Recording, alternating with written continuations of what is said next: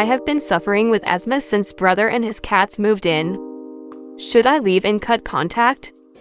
After a streak of bad luck, brother and his 2 indoor cats moved in with me on a one-day notice. Our mom convinced me to let him stay at the house I've been renting from grandma until he can find a job and move out. I thought that she and my brother knew that I have cat allergies that trigger my asthma, have made arrangements for the cats to stay elsewhere until he got back on his feet. Note, the day before that, my ex brought me my outdoor cat to have full custody of. No problem. I broke out into hives within 15 minutes of getting to Bro's app to help him move, and told him and my mom that this is not a good idea. When I thought the moving truck was going to a storage unit, it ended up at my house. I went from having 0 asthma attacks for months to having 2 every single day, and it scares me. I also work from home on an established business line, so the dander is unavoidable. It seems to be getting worse, getting into the carpets and furniture. The cats fight while I'm tied up at work, especially last week during a meeting, while my brother is still asleep. I lose my appetite because the kitchen smells like a litter box despite him cleaning it every day. I've tried to talk with my mom and brother about this, but they keep blowing it off, telling me that I should just get an allergy shot and that mom would pay for it even though I don't have insurance right now. I shouldn't have to take allergy shots bi-weekly to feel comfortable in my own house. She could probably use that money to help him get a down payment on an apartment. I've tried asking my brother to put them in the garage with a heater, which turned into a full-blown argument, him saying that they would get cold and have separation anxiety. No one will take my bro and his cats in, and he doesn't want to live with mom, though I wish he did. I've tried talking to my grandmas about it. One says to tell my bro he has one day to do something about his cats or they're going to a shelter. The one I'm renting from is dealing with some health issues and says I'm welcome to stay at her place, though I wouldn't be able to work from there BC of lack of internet and business line. My mom told me not to talk with any of my grandparents about this anymore. I feel like she is gaslighting me and is discounting what this situation is doing to my health.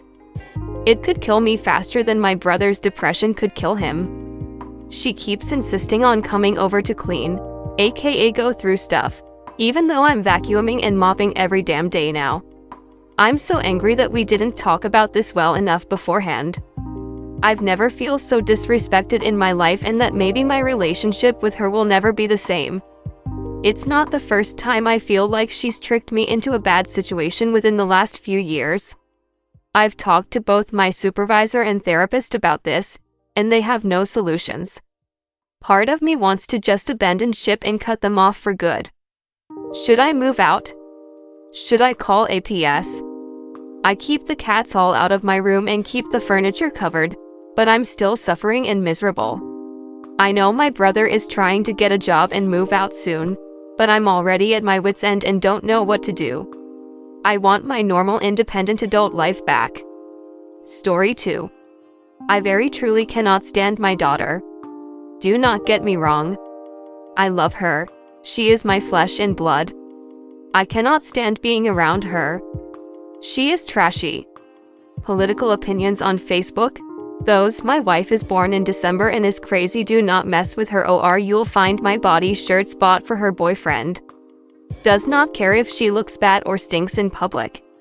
I'm not saying you have to be dressed to the nines to go to the grocery store, or even that you shouldn't wear pajamas, I mean visible stains, greasy hair, to go out to eat or clothes shopping. Claims she is so country and redneck. We raised her in a small town, but it isn't a rural one. Not that it would make a difference or that rural living is bad, just that she is not country or redneck. I went to visit her the other week. She lives a state away. Her house is filthy and doesn't look nice. She has the money to live a nice life and she chooses to live in squalor. This is not the girl I raised, and me and my husband cannot stand being around her, and it breaks my heart. She is not pleasant to talk to anymore. I'm sure some will ask if she is doing okay mentally. I've asked, and she says yes. She is not showing signs of depression from what I have seen. She has declined any help to clean up her home, not quite a hoard, but not clean or a home for anyone, and says she likes it how it is. When she visits us, she shows no respect for our space. Dirty dishes left about, her things strewn everywhere, eats everything from our pantry. I am not one to turn down food for my children even though they're grown-ups, but if you are visiting for a few days, I shouldn't have to spend $200 just on food for you. That food was for all our kids who visited, not just her. I don't know why she changed this way. Her husband was redneck but not trashy and disrespectful like this when we met. They've both given up and I'm not sure why. I wish I could like my daughter, but I can't. I don't want to invite her for the holidays. She smells like cigarettes and beau. Comment. As someone who has anxiety attacks and general anxiety that leads to depression, mainly cause I hate asking for help, working on that. Even with someone asking, I won't tell. Cause I hate asking for help, lol. It's part of the problem when having kids. Be independent. Sometimes kids take that to an extreme. I never learned to be independent, but I was taught to be independent. This means I feel like the burden falls on me to be independent, which means no asking for help about anything, and it takes a long time to undo that. I'm from Methville, KY, and true, I have seen some that don't pick at their skin and even some who still have great looking teeth, but just about every meth user I've seen in my hometown had that gray pallor, especially their neck for some reason. Had a good friend nearly lost to meth, who is doing so freaking fantastic now it's hard to believe. And even though she still did spray tans and spent time in tanning beds while using, she always had that grayish undertone. It's what I've learned to look for, that color and skinniness. Maybe there's some special poison they put in KY meth that does that? I'm so glad your friend is doing better. And yeah, that gray comes through here, too. But I've even seen them hold that off for longer than I'd expect. Could be it takes a while. People are probably doing meth quite a bit before we know. Bingo. If you're noticing physical changes in someone due to drugs, it's almost guaranteed they've been using for a solid while. They've probably made it far past the fun/honeymoon phase.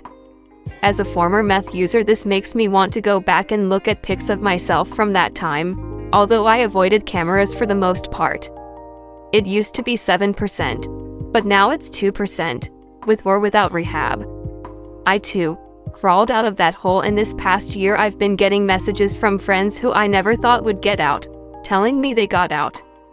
Sober living really helps some folks take their lives back and develop a healthy routine. Destigmatize addiction. There is hope, we do recover. Story 3. I saw my dad cheat on my mom with a girl my age, and I can't keep this secret any longer. For some context, I have a very bad relationship with my mom. She basically mentally abused me all my life and never apologized for it. Now I'm 19 and I moved out of the house to go to college. I come by once in a while to see my siblings and my dad, with whom, on the contrary, I have a great relationship with. For example, he was the only one who supported me when I decided to study arts instead of medicine like my mom wanted me to. He was also here for me when I had some traumatic events recently, to only name a few.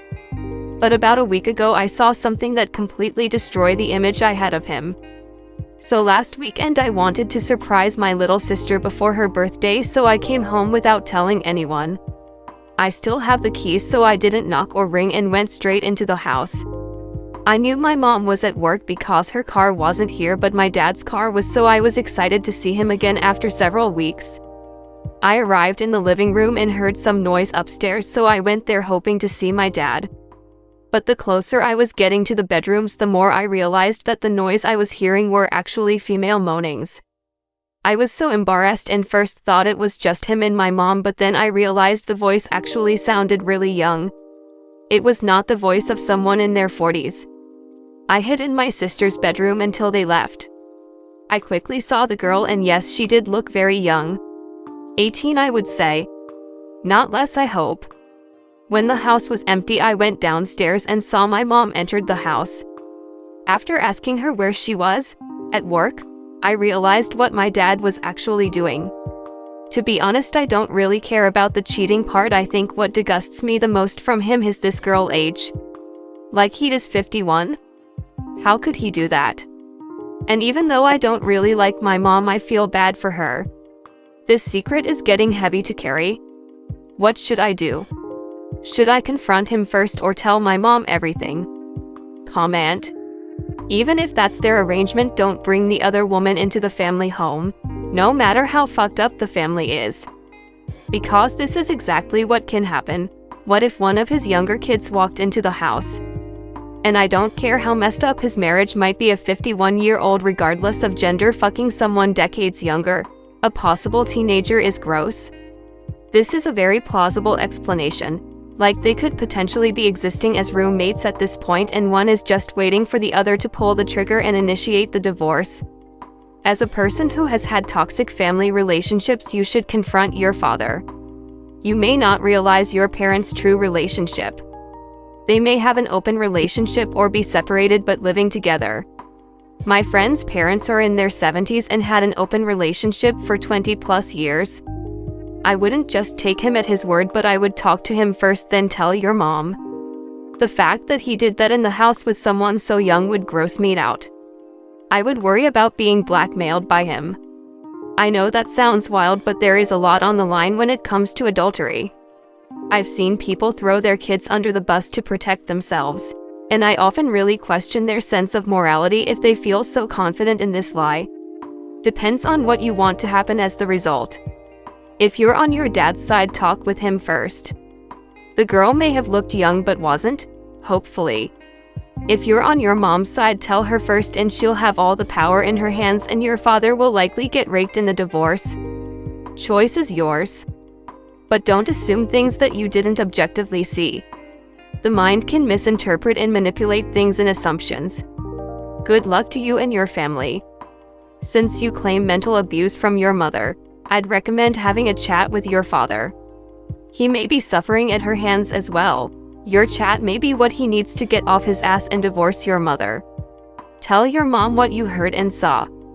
If she finds out on her own and finds out that you knew, it might damage your relationship with her forever. Edit. Now that I'm rereading the post again, I'm not sure if you have a relationship with her at all. However, if you do, I'd be careful, cause she might lash out and abuse you further. Edit 2. If you do confront your dad and learn the truth, cheating aside, I'd make it clear how uncomfortable you are with his side chicks being your age range. It's hella gross. Sleeping with anyone under the age 25 when you're 30+ is gross. End of story.